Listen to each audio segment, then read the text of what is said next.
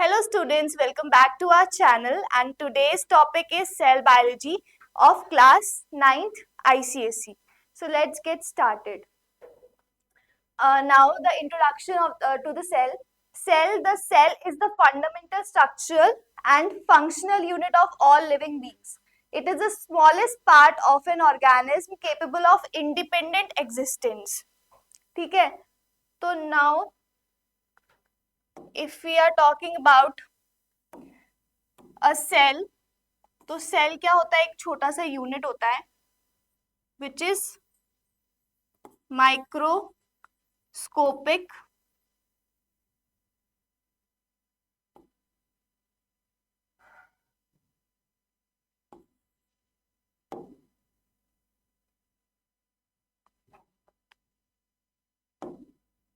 which is microscopic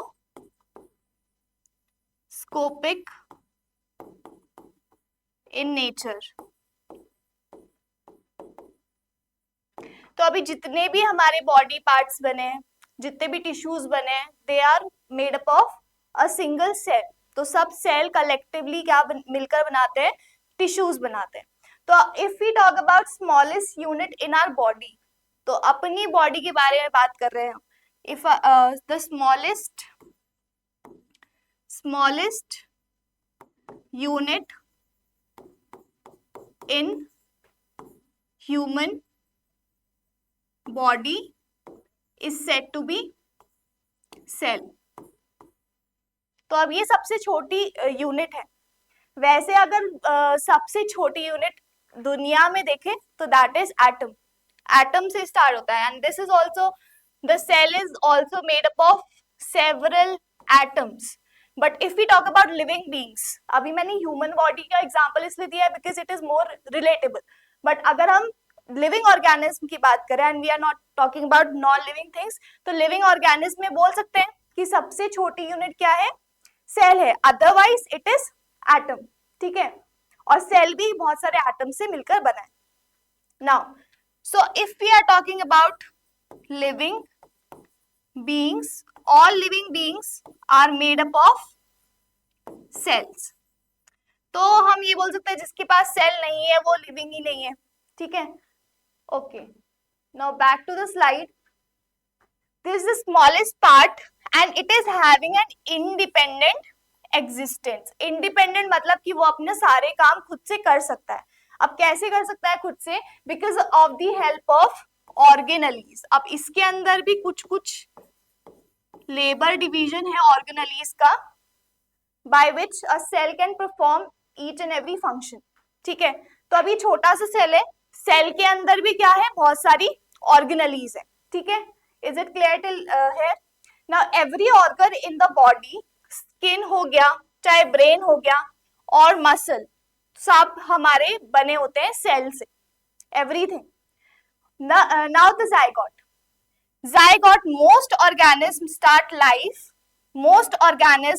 life as a single cell called a zygote. तो फिर अभी क्या इसमें बताने का ट्राई करा है कि let me rub this first. Okay, so if we talk about human beings also, आपके पास एक मेल है, एक आपके पास फीमेल है and we are talking about human beings. Let me write human also. Human beings में males produce some type of gamete, females also produce some type of gametes, और we can say sex cells also. Gametes combine, they do fusion. Fusion मतलब क्या होता है कि fuse हो जाना together. They fuse together and they make a zygote. Zygote which is a single cell. तो अभी हम बेसिकली क्या बोल रहे हैं कि अगर रिप्रोडक्शन की भी बात करें, where a male and female is involved and they are giving their gametes. Gametes भी क्या होते हैं? एक टाइप ऑफ सेल्स ही होते हैं, गैमेटिक सेल बोलते हैं जिनको. ठीक है. They are producing gametic cell. After fusion, they are producing a zygote, and this zygote is also unicellular. Unicellular का मतलब क्या है, सिंगल सेल से बना है। तो हम ये बोल सकते हैं कि हम जब पैदा भी नहीं हुए थे तो हमारे बॉडी में भी क्या था, एक सिंगल सेल से स्टार्ट हुआ है हमारी जर्नी सिंगल सेल से, ठीक है। So zygote is also single cell. तो इसमें स्लाइड में यही लिखा है कि जाइगोट मोस्ट ऑर्गेनिज्म इसलिए बोला है क्योंकि we in this case, zygote के केस में we are talking about sexual reproduction because two organism are involve, two sexes, one male and female, ठीक है।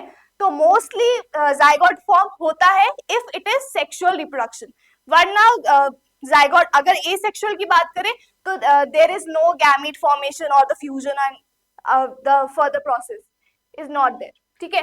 तो बोला है मोस्ट ऑफ द ऑर्गेनिज्म में होता है, और बाकी ऑर्गेनिज्म क्या होते हैं, कुछ कुछ होते हैं single cellular which can not do this sexual reproduction, उसमें जाइगोट फॉर्मेशन नहीं होता है।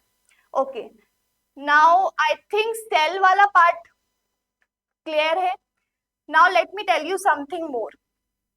अभी हमें पता चल गया कि सेल्स ही क्या है, एक बिल्डिंग ब्लॉक है। If I talk about making a building, तो अभी हम एक बिल्डिंग की अगर बात करें, building is made up of एक क्यूब लाइक का स्ट्रक्चर होता है, brick like structure. So a building is made up of brick, so you can imagine a cell like a brick, ठीक है। अभी ये पूरी बिल्डिंग बनी तो एक ब्रिक इसमें होगा, so that is a cell. Metamorphically if we see, metamorphic way में अगर हम देखें तो ये ब्रिक क्या है इन ह्यूमन बीइंग्स। अगर मैं यहाँ पर एक इंसान बना दूं, ठीक है, इंसान की बॉडी, इसमें क्या है, सेल्स हैं, बहुत सारे छोटे छोटे सेल्स हैं। I can say that these are the building blocks of living organism. So we can say that cells are the building blocks of living organism. ठीक है, I hope so now the topic is very much understood. Now let me tell you something more. अभी cell तो एक छोटा सा unit है, a single cell. Cell will collectively form a type of tissue, whether it is a skin tissue or we can say heart tissue, ठीक है, lungs का tissue, कोई सा भी brain tissue, it will form a tissue. Cells collectively form करते हैं tissue. In the further units or further lectures, you will be studying about tissues also. इसलिए यही basic है. That's why I'm explaining this topic also. So this was a cell. These are the tissues. Tissue कैसे बनता है? अब tissue बनता है similar kind of cell से मिलकर, तो एक सेल सिमिलर टाइप का होना चाहिए. So if we are talking about heart, तो हार्ट के सेल्स जो होते हैं वो सिमिलर टाइप के बनाएंगे एक similar type of tissue. So cells should be of similar type. ठीक है, अभी टिश्यूज से क्या बनेगा? टिश्यूज से अब हमारा बनेगा organ. So if we talk about skin, तो स्किन में हमारे बहुत सारे एपिडर्मिस, डर्मिस वगैरह टिश्यूज है, but they collectively are forming an organ. So now the next step is that organ formation will happen. So tissues collectively form the organ. Now at last they will be forming the organ system. Organ system का मतलब क्या होता है? If we talk about digestive system, digestive system में हमारे पास क्या क्या होता है? Like in digestive system we have a mouth, esophagus, stomach, small intestine, large intestine. तो वो पूरा क्या एक सिस्टम बना रहे हैं. सो ऑर्गन सिस्टम मतलब if we take an example of digestive system बना लिया, डाइजेस्टिव सिस्टम और circulatory system. Circulatory system involves heart, arteries, veins, etc. ठीक है, रिप्रोडक्टिव सिस्टम, रिप्रोडक्टिव सिस्टम हो गया। Then excretory system, one more example, excretory system, nervous system and so on. ठीक है, तो now I hope so that this thing is clear कि cell बनेगे, cell से बनेगा tissue. Tissues are the combination of similar type of cells. एक similar type of cells क्या बनाएंगे, टिश्यूज फॉर्मेशन करेंगे। Now after the tissue formation organ will happen. Organ में मैंने बताया आपको, जैसे स्किन में होता है dermis, epidermis, these are the tissues. अभी ये कंबाइन होकर these will make an organ. So skin is an organ. ठीक है, उसके बाद क्या बनेगा, organ system will be there. Organ system में I told you so many examples, digestive system, circulatory system, respiratory system, जितने भी सिस्टम्स हैं ये सारे क्या बनते, कौन मिलकर बनाता है, ऑर्गन मिलकर बनाते हैं। Okay, now let's move further. So there were some of the discoveries, क्योंकि पहले हमें सेल्स के बारे में भी didn't have any idea because of lack of instruments. इतने ज्यादा हमारे पास साइंटिफिक इंस्ट्रूमेंट्स नहीं थे। ठीक है, तो जो भी डिस्कवरीज हुई थी earlier, it was based on some handmade microscope which were like of a basic level, तो इतने एडवांस लेवल में नहीं थे। So let's start with the discovery of this cell. पहले जो लिविंग सेल्स को जिसने देखा था, so this was Anton von Leeuwenhoek. Anton von Leeuwenhoek saw living cells for the first time. ठीक है, तो इन्होंने अपना खुद का माइक्रोस्कोप बनाया था विच वाज लाइक दिस, इस टाइप का था, जिसमें स्क्रू था, लेंस, आई पीस था, आई पीस के पीछे देयर वाज अ लेंस। तो अभी यहाँ पर स्क्रू में, if you can see in the diagram, there is an eyepiece, उसके साथ एक स्क्रू है, वहां पर एक निडल होता था। तो आई पीस के सामने निडल में कुछ भी आप अटैच करोगे तो it will magnify the image. तो इन्होंने ऐसे करके लुवेनहुक माइक्रोस्कोप, सिरका इसका नाम था, लेट 1600s में इन्होंने बनाया था। Okay, so it's constructed the first simple microscope, and why are we calling it simple microscope? Because he used only one lens. तो single lens की वजह से हम इसको बोलते हैं simple microscope. So he was using single lens. Okay. Now the second one to find out the cells is Robert Hooke. Robert Hooke developed the compound microscope, observed box-like compartments in a thin slice of cork and coined the term cells. So first, जो सबसे पहले cells हमें नाम मिला था, that was given by Robert Hooke. ठीक है, तो अभी Robert Hooke के बारे में देख लेते हैं. So Robert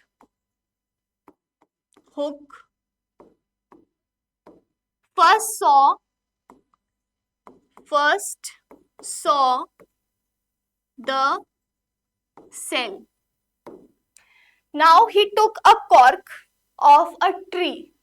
तो अगर आप बड़े बड़े trees, if you have ever seen, बड़े बड़े ट्रीज में क्या होता है, जो ये बाहर की लेयर होती है, that is known as a cork.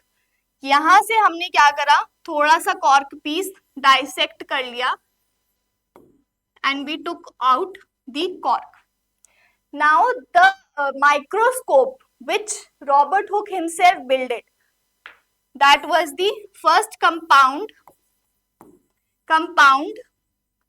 microscope.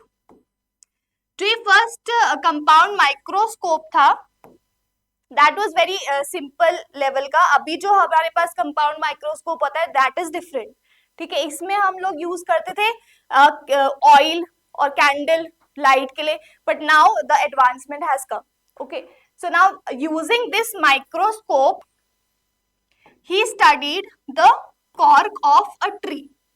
तो अभी cork of tree को उसने क्या रखा, माइक्रोस्कोप के नीचे रख के देखा, जूम इन करके. After zooming in he saw some of the compartment like structures. ऐसे कंपार्टमेंट्स उसको दिखे सेल में, सॉरी टिश्यू में, कॉर्क के. So this we are talking about cork cell. ठीक है, कॉर्क सेल में उसको डब्बे डब्बे जैसे स्ट्रक्चर्स दिखे. नाउ दिस डब्बा डब्बा वाला structure he called it as cell, because cell in Latin language means small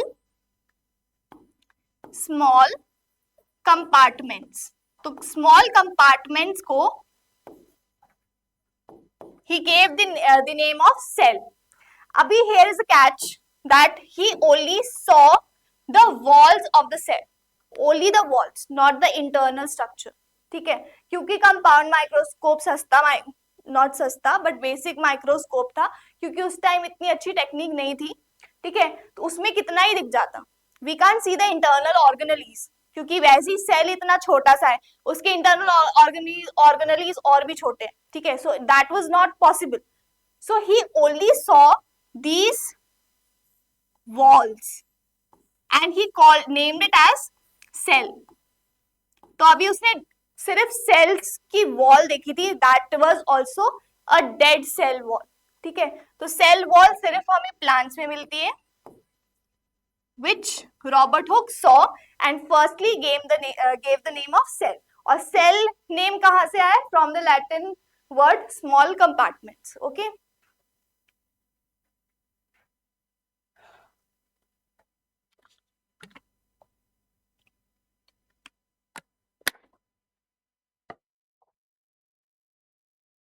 now coming further, let's talk about types of microscope. So there are mainly two types of microscope. First is compound microscope and the second one is electron microscope. Compound microscope और electron microscope में जो सबसे बड़ा difference है, that is of compound microscope uses the sunlight, direct sunlight, but in the electron microscope they use beams of electrons. और इसकी magnification, if you can see over here, magnification उसकी 2 lakh times ज्यादा है as compare to the compound microscope.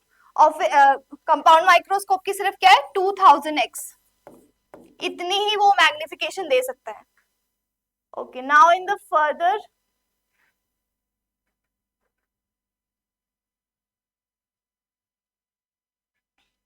so here is a diagram showing the differentiation between a compound microscope and a simple and an electron microscope.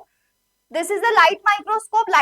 Compound microscope को light microscope भी बोलते हैं because it uses the source of light. Then the electron microscope, it is using the source of electron. ठीक है. Okay, now coming towards the cell theory. अभी तक हमें थोड़ा बहुत लिविंग सेल्स के बारे में पता चल गया है, which was given by Anton von Leeuwenhoek, and after that Robert Hooke also find out the cells, gave the name of cells. But अभी हमें पूरा पता नहीं था कि सेल्स होते क्या हैं, उनके क्या प्रोसेसेस होते हैं. So now Sheldon and Schwann came into the picture. So the cell theory was given by Sheldon, Theodor Sheldon and Matthias Sheldon and Theodor Schwann. ठीक है, Matthias Sheldon gave this theory in 1838. After a year later, Theodor Schwann gave this theory in 1839. So they both contributed in the theory. जो Sheldon थे, he was the botanist. So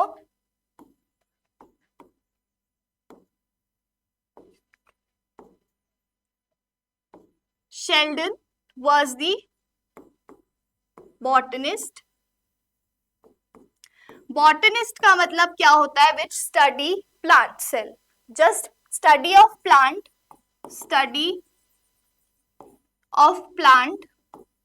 is known as botany, and the person studying this thing is known as a botanist, the scientist. Okay, so Sheldon was studying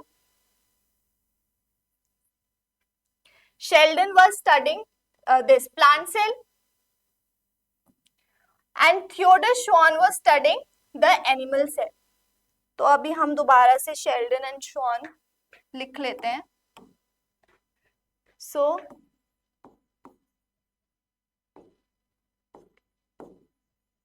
Sheldon was,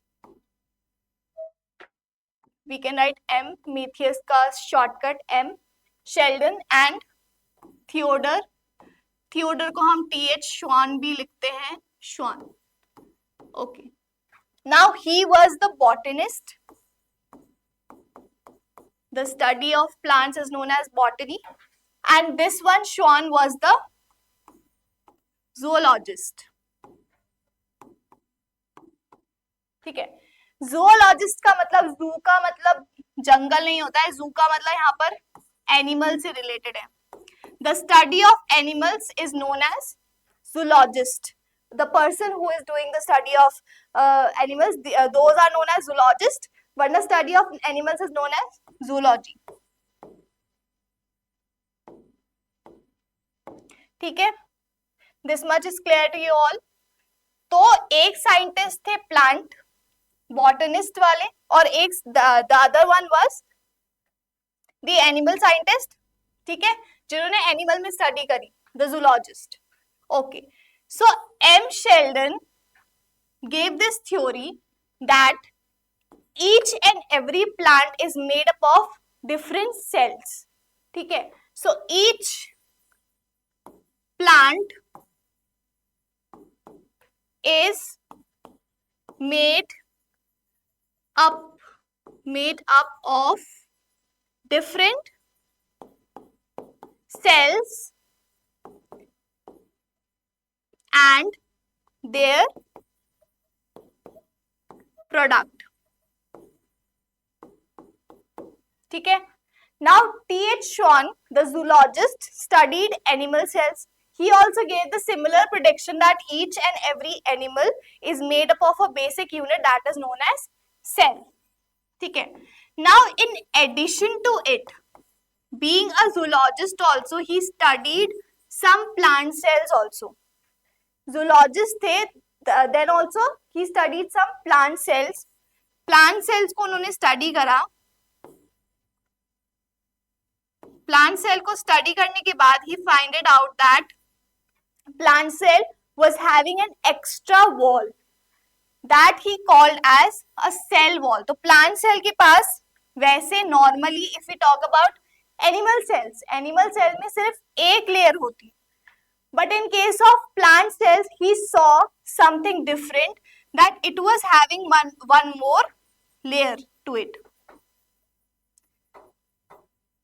तो एक layer तो सबके पास होती है, ठीक है, but in this case, in case of plants, he saw an additional layer and he called it as the cell wall. तो अभी इसकी एक और इन्वेंशन हो गई. अभी इसको ये पता चल गया कि there is an additional layer. ठीक है, तो he gave the thing that plants differ from animals by the presence of cell wall, which was the external layer to it. ठीक है, तो अभी जो सेल वॉल हम बोल सकते हैं, सेल वॉल किसने फाइंड आउट करा था कि सेल वॉल एक्स्ट्रा वॉल होती है प्लांट्स में? That was T.H. Schwann. ठीक है, okay.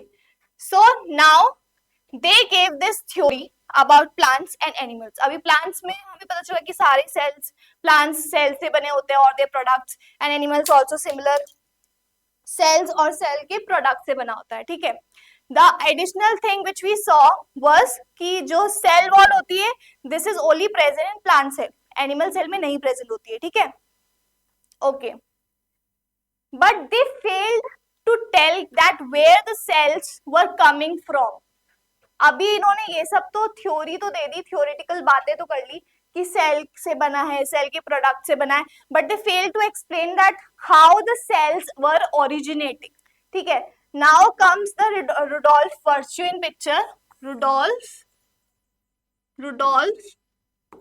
Virchow in 1858 gave a very interesting theory of omnis cellulae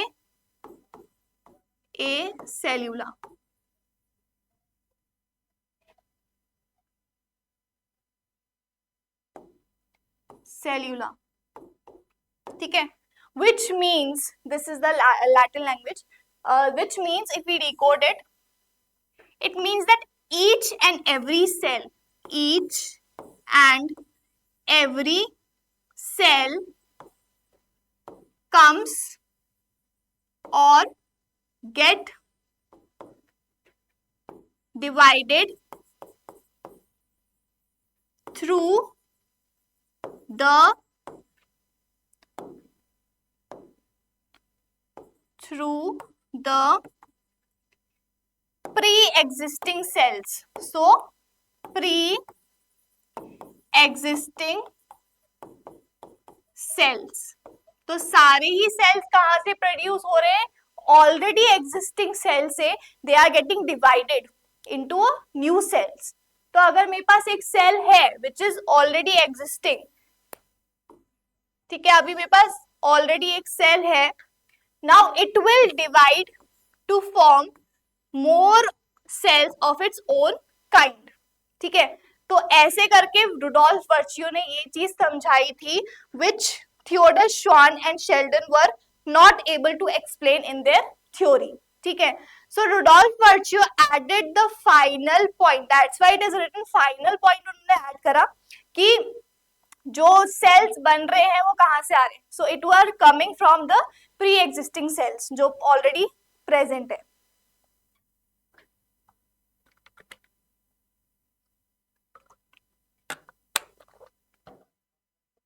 okay, if we summarise the theory now, कि थ्योरी में क्या क्या बोला है. The cell is the smallest unit of structure of all living things. जो I already told you कि जो जैसे बिल्डिंग ब्लॉक्स होते हैं हमारी बॉडी में, जैसे बिल्डिंग ब्लॉक्स होते हैं हमारी बॉडी में, in this slide I showed you कि ये स्मॉलेस्ट यूनिट है. These are the structure and functional unit.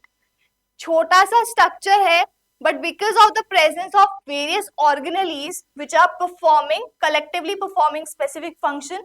तो ये लोग क्या करें, एक तो स्ट्रक्चर है, छोटा स्ट्रक्चर है, एक स्ट्रक्चर यूनिट है which is small, plus they are functioning, they are performing a function. So we can say that it is the smallest structural and functional unit of all living beings. तो अगर living beings की बात करें तो living beings को हम living beings तभी बोलेंगे when it is possessing any of the cell.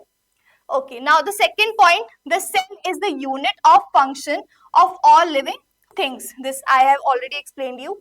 Now all cells arise from pre-existing cells. Very important.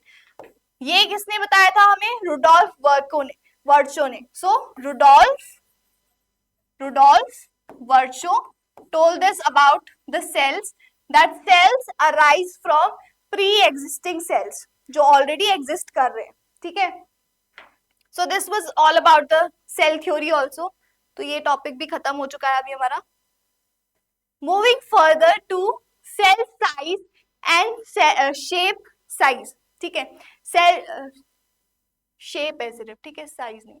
Okay, so if we talk about cell size may differ animal to animal also, and body parts में भी if we need smaller cell तो वहां पर smaller cells होंगे.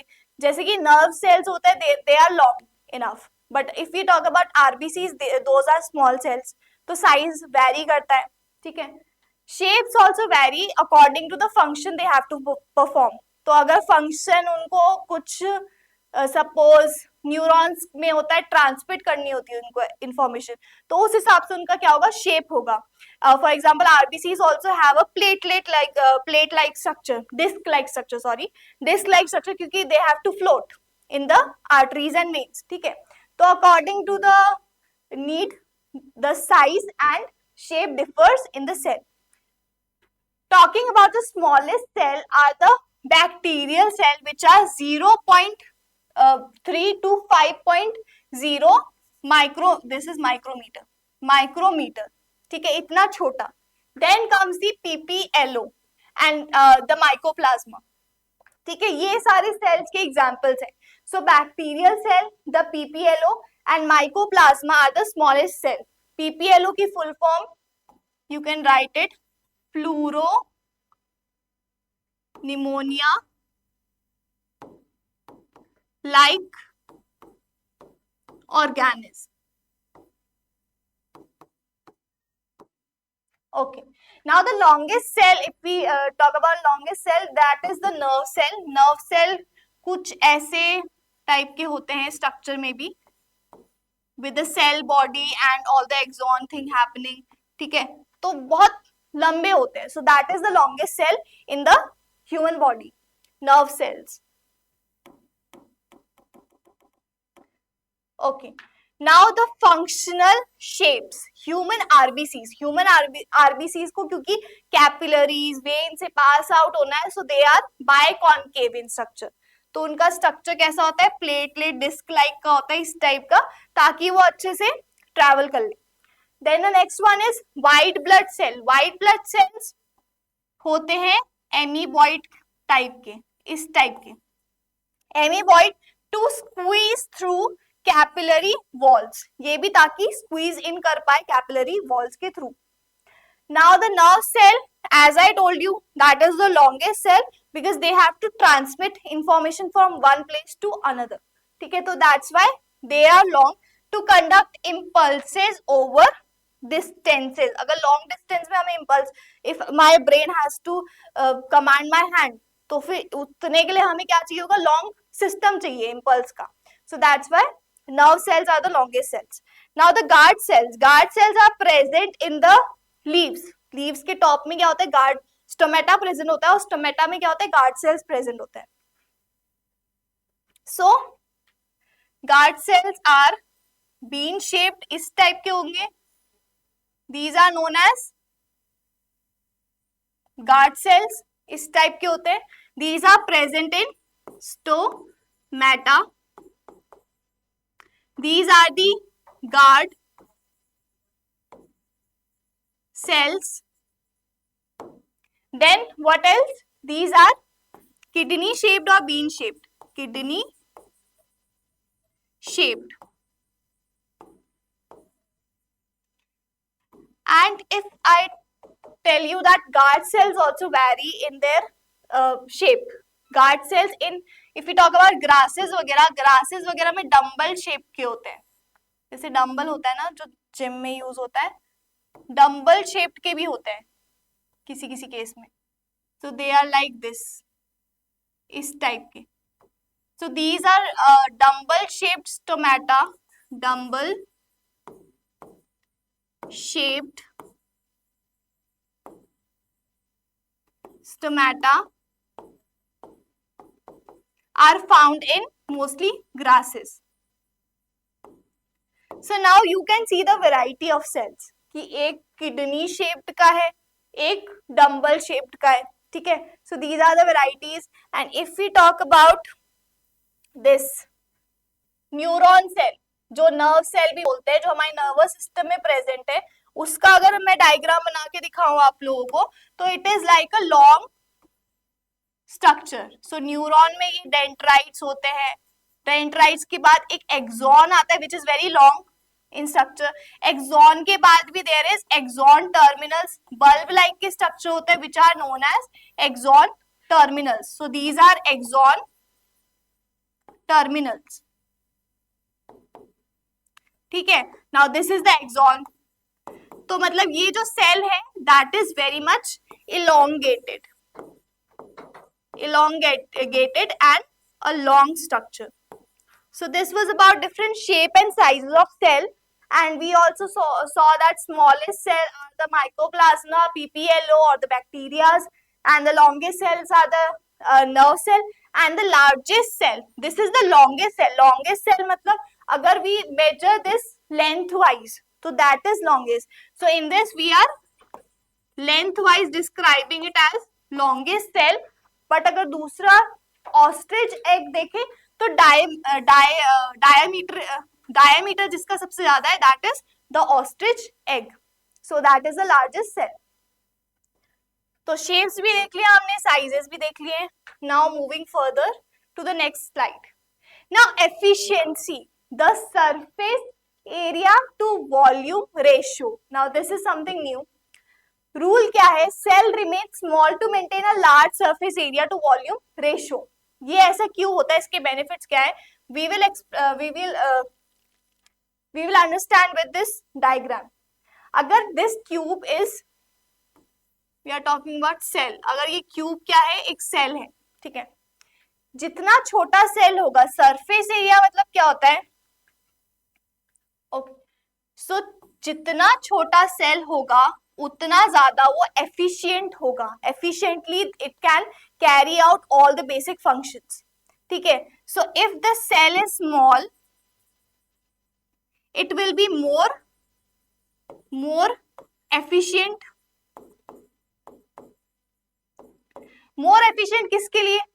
Gases pass करने के लिए। If I want O2 to come inside of my cell, O2 to come inside and CO2 pass out, तो अगर छोटा सेल होगा तो process will be very fast, और अगर बड़ा सेल होगा it will be slow. And what is the reason of it? It is because of the surface area. अगर मेरा वॉल्यूम कम है तो surface area will be more, and if the volume is more then the surface area will be less. अभी इसको diagram से समझते हैं। So the first cell A का जो surface area, SA means the surface area. Surface area if we see, if this one length is 1 centimeter, surface area का मतलब क्या होता है? 1 multiplied by 1. If you have learned ever in your maths class, side into side क्या होता है? Area होता है, ठीक है। So now this is how we calculate the area. Surface area के लिए because it is having 6 faces. 1 2 3 4 5 6 पीछे की तरफ, because that is the 3D model, ठीक है। 6 faces, that's why we multiplied it with 6। तो ये कितना हो गया? 6 सेंटीमीटर स्क्वायर, ठीक है। वॉल्यूम भी निकाल लेते हैं। वॉल्यूम का भी फॉर्मूला होता है side into side into side in the case of cube, ठीक है। क्यूब में फॉर्मूला होता है, तो we calculated the volume which was again 1 centimetre cube. अब इनका रेशियो फाइंड करने के लिए वी विल डिवाइड इट 6:1। इसको फर्दर डिवाइड कर नहीं सकते, so we are getting 1 as the volume and 6 as the surface area, ठीक है। तो सरफेस एरिया और वॉल्यूम का रेशियो कितना है फर्स्ट वाले इमेज का? दैट इज 6:1, ठीक है। Now coming towards the second image. Second image में थोड़ा सा मेरा क्यूब क्या है? बड़ा है, which means this cell is bigger than the previous one, ठीक है। इसमें बड़ा सेल है। Now the surface area, we are taking the sides 2 centimetre, तो सरफेस एरिया को 2 से मल्टीप्लाई करेंगे, 2 into 2 into 6, that are the faces, ठीक है। तो कितना हमारा आंसर है? 24 सेंटीमीटर स्क्वायर। वॉल्यूम भी ऐसे ही फाइंड आउट कर लेंगे, 2 into 2 into 2 which is 8 centimetre cube, ठीक है। नाउ द रेशियो, अगर वी कैलकुलेटेड 8 1 जा 8 3 जा is 24, तो सरफेस एरिया कितना हो गया? 3, और वॉल्यूम विल रिमेन कांस्टेंट, ठीक है। पहले सरफेस एरिया से और दूसरे सरफेस एरिया से if we compare, first surface area was bigger. Surface area किसमें ज्यादा था? The smaller cell. वॉल्यूम, अगर we compare volume are constant. Constant का मतलब क्या होता है? Volume, let me write volume also, okay, volume is constant. Constant मतलब जो चीजें चेंज नहीं होती है, जो नंबर चेंज नहीं हो रहा है after calculating also, that is known as constant. और वेरिएबल मतलब क्या होता है? जो वेरी कर रहा है। Suppose in this case the surface area is variable because in the first case it was 6, in the second one it was 3 and the third one it is 2, ठीक है। तो अगर मुझे यहाँ पर लिखना है, I will write it as that the surface area is variable, ठीक है। तो अभी हम देख रहे हैं कि जैसे जैसे सेल बड़ा होता जा रहा है, the surface area is decreasing and volume is remaining same. Volume में तो कोई डिफरेंस नहीं है, but now surface area is decreasing. In the last cell also सबसे बड़ा सेल हमने ले लिया है, ठीक है। सबसे बड़े सेल में भी प्रॉब्लम क्या है, दिस ओनली, कि surface area we got 2 and the volume is constant, तो बिल्कुल ही घट गया है, तो बिल्कुल डिक्रीजिंग ऑर्डर में चला गया है चीजें, ठीक है। So in the first figure we saw that the surface area was 6 and the volume was 1। तो अगर सरफेस एरिया अपॉन वॉल्यूम का हम रेशियो देखें तो सेल ए का surface area was 6/1, cell B का we calculated 3/1। Again the surface area has decreased, volume is same, ठीक है। नाउ सेल सी का इफ वी कैलकुलेटेड 2/1, ठीक है। तो अभी डिक्रीज होता गया, तो सबसे पहले 6 था, देन 3, देन 2। इसका मतलब क्या हुआ कि जो हमारा सबसे छोटा सा नन्ना मुन्ना सा सेल होगा that will show more efficiency. तो we have to prefer efficiency, we have to prefer smaller cells in our body, ठीक है। यहां पर क्या प्रेजेंट है, न्यूक्लियस प्रेजेंट है। In the second case the medium cell will show less efficiency as compared to cell A, और ये जो सबसे बड़ा सेल होगा that will show the least efficiency, least efficient होगा, ठीक है।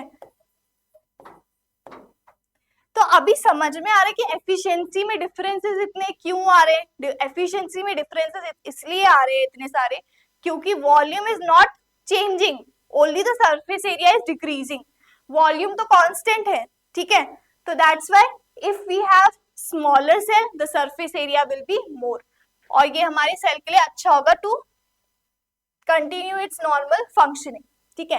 अभी और किस किस चीजों के लिए हमें चाहिए होता है सेल की एफिशिएंसी।